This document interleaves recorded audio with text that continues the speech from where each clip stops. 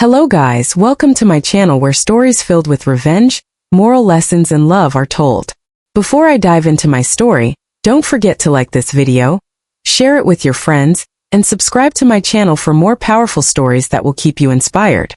I met Marcus when I was 27, and back then I believed I had found someone who truly saw me. He was warm, charming, and always spoke about building a family that would thrive on love and mutual respect. But what I didn't know was that marrying him also meant marrying into his mother's shadow, a shadow that loomed over every corner of our lives. Eleanor, his mother, had a way of turning any room she entered into a stage for her own performance. She was sharp-tongued, elegant, and endlessly critical, especially of me.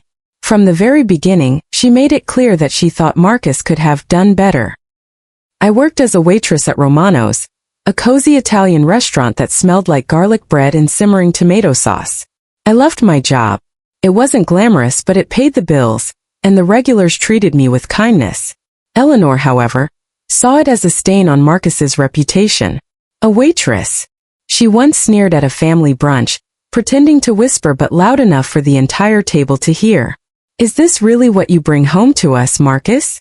The table erupted in awkward laughter, and Marcus pressed my hand under the table, silently begging me not to react. Family gatherings became an arena for my humiliation. At Thanksgiving, the family sat around the long oak table, each person sharing their yearly accomplishments. Marcus's cousin, who had just graduated law school, received a standing ovation. His sister, a nurse, was praised as though she had single-handedly kept the world alive. When it was my turn, Eleanor would tilt her head, her painted lips curling into a smirk. "And what about you, dear? Still serving plates?" The words hung in the air, heavy and suffocating. Everyone chuckled politely, but my heart always sank. Christmas was even worse. I remember one year in particular. The family exchanged gifts in the living room by the fireplace. Eleanor handed me a small box wrapped in shiny silver paper. For a moment I felt hope flicker inside me. But when I opened it, my face flushed crimson. It was a book titled, "How to Find a Real Career After 30. The room erupted in laughter. "Just a little joke," Eleanor said, her eyes glinting with cruel satisfaction. Marcus sat silently, shifting uncomfortably but never speaking up. That silence cut deeper than any insult she threw. The emotional blows piled on, but I always tried to find strength in Marcus. I thought he would defend me, stand tall beside me, and tell his mother that my worth wasn't defined by my job title. Instead, he grew quieter with each passing confrontation, as though he believed keeping the peace was more important than defending his wife. The cracks in our marriage widened, not because of outright betrayal but because of his passivity. A husband's silence in the face of cruelty can be its own form of betrayal. I began to feel like I was shrinking. Each gathering, each conversation with Eleanor, chipped away at me. There was one evening that stays etched in my memory.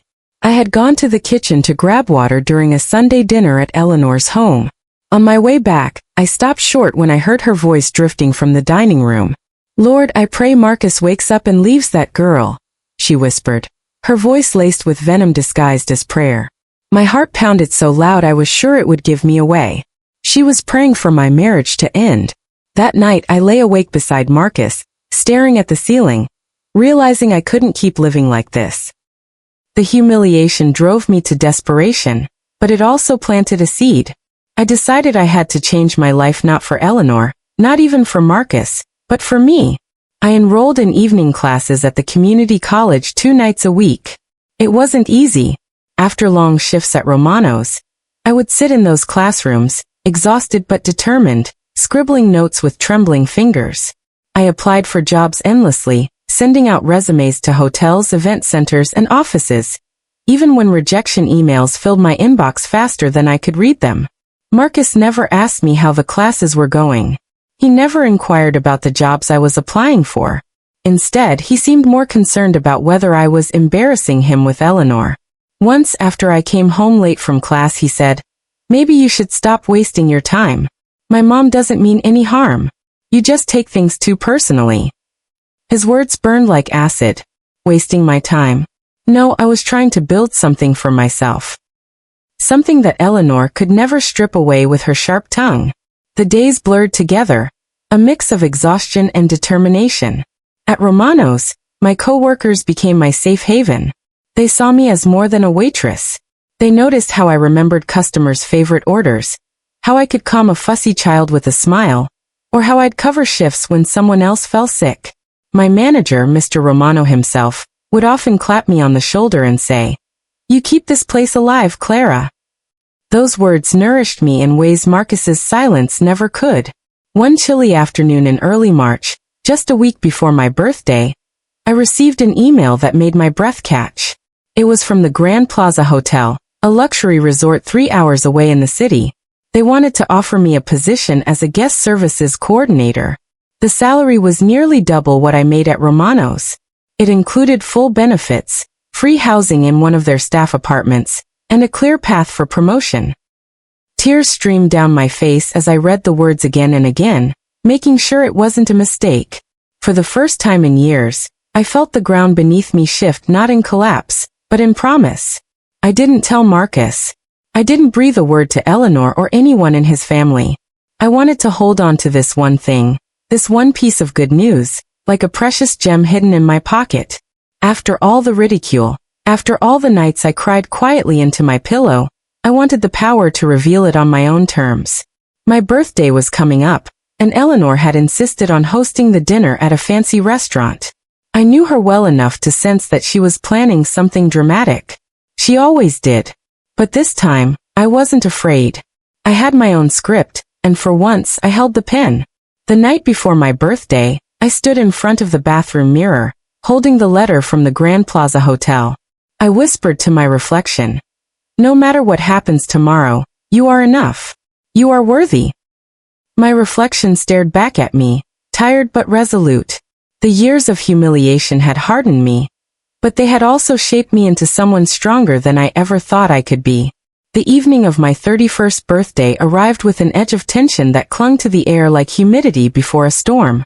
Eleanor had chosen one of the most upscale restaurants in town, the kind with chandeliers that glowed golden and waiters who moved like they were gliding across a stage. She insisted on arranging everything, and although part of me wanted to refuse, I went along. I wanted to see what she had planned. I could almost hear her rehearsing her lines in front of a mirror, preparing whatever dramatic flourish she thought would humiliate me in front of the entire family. Marcus drove us there in silence. He adjusted his tie nervously as though the evening weighed on him too. I stared out the window, the city lights flickering past, my secret tucked away in my heart like a flame I wasn't ready to share yet. I knew Eleanor expected me to walk in timid, unprepared. She expected me to crumble when she made her move. But tonight, I had steel running through my veins. When we walked in, Eleanor was already there, seated at the head of the long polished table, wearing a crimson dress that screamed for attention. Around her sat Marcus's siblings, cousins, a few of their friends, and even some distant relatives I barely recognized. They all turned when we entered, some with warm smiles, others with polite curiosity. Eleanor clapped her hands once. Finally, the birthday girl arrives. Her smile didn't reach her eyes. The dinner began like any other family gathering. Waiters poured wine into crystal glasses, plates of steaming dishes were placed in front of us, and chatter filled the room. But beneath it all, there was a sense of anticipation, like everyone was waiting for something to happen. Eleanor played hostess, raising her glass in little toasts, making jokes that always seemed to circle back to me. At one point, she leaned across the table with a smile that dripped of poison. "Clara, dear, I do hope you're enjoying your restaurant work. It must be so fulfilling to serve others." A ripple of laughter spread around the table. My cheeks burned, but instead of shrinking into myself, I sipped my wine calmly. She was setting the stage, but I wasn't going to give her the satisfaction of squirming. Finally, as dessert plates were cleared, Eleanor stood. She tapped her glass with her fork, commanding silence like a conductor before an orchestra. Now, since it is my daughter-in-law's special day, I thought it only fitting to give her a gift. Her voice was syrupy sweet, but I could hear the razor underneath. From her designer handbag, she pulled out a crisp envelope.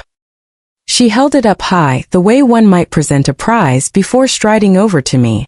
"This," she said, placing it in front of me with a theatrical flourish, "is the gift you truly deserve. The room was silent except for the faint clinking of silverware being set down. My fingers trembled slightly as I picked up the envelope. I slid it open, my eyes scanning the contents, and there it was, divorce papers. Signed by Marcus. A collective gasp swept through the table. Eleanor clasped her hands together, her smile widening. We all know this has been a long time coming. Marcus deserves someone who can stand beside him, not someone who drags him down. Her words sliced through the air like knives. My chest ached, but beneath the ache was a calm that surprised me. This was it, her big performance, her carefully plotted ambush. I looked at Marcus. He sat frozen, his jaw clenched, his eyes fixed on the table. He didn't defend me, didn't stop her, didn't even meet my gaze. That silence confirmed what I had suspected for months. He had chosen her over me. I took a deep breath and let the papers rest on the table. Then, without flinching, I picked up the pen Eleanor had so thoughtfully provided.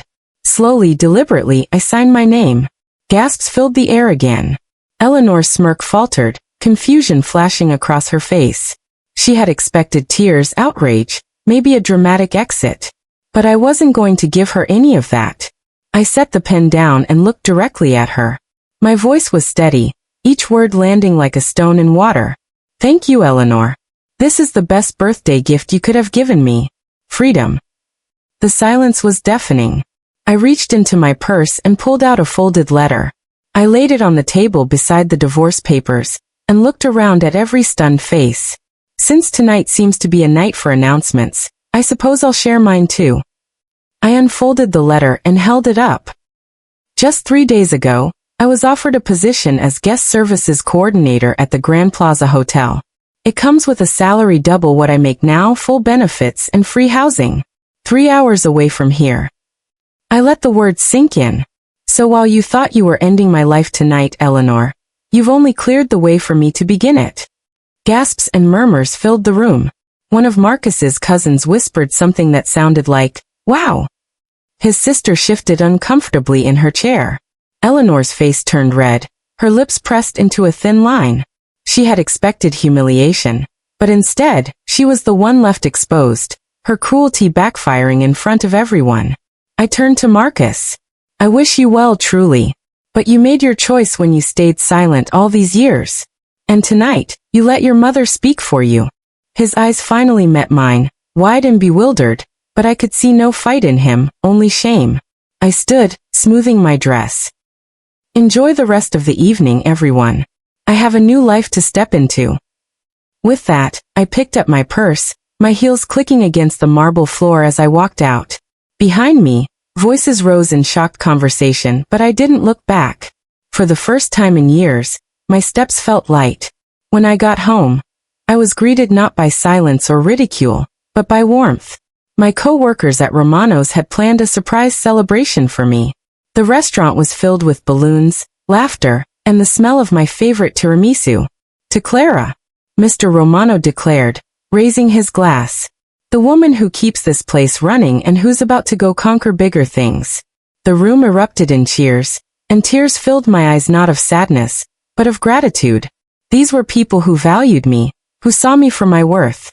In their smiles, I found the affirmation Eleanor had tried so hard to strip from me. That night, as I blew out the candles on the cake they had made, I whispered a silent promise to myself. This is the last time I will ever let anyone define me by their narrow vision. My life was mine now. Completely, unapologetically mine.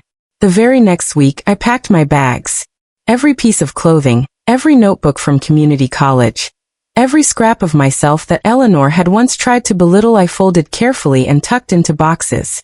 The apartment Marcus and I had shared felt hollow now, but instead of aching with loss, it felt like a final chapter closing. He barely spoke as I moved my things out. The divorce papers had already set everything in motion, and the settlement was leaning heavily in my favor thanks to one unexpected twist. Someone had recorded Eleanor's little birthday stunt. That video captured her gloating as she handed me divorce papers in front of a room full of witnesses. My lawyer didn't even have to argue hard. The court could see the emotional cruelty, and it tilted things toward me without hesitation. Eleanor had thought she was humiliating me. Instead, she gave me leverage I never imagined having.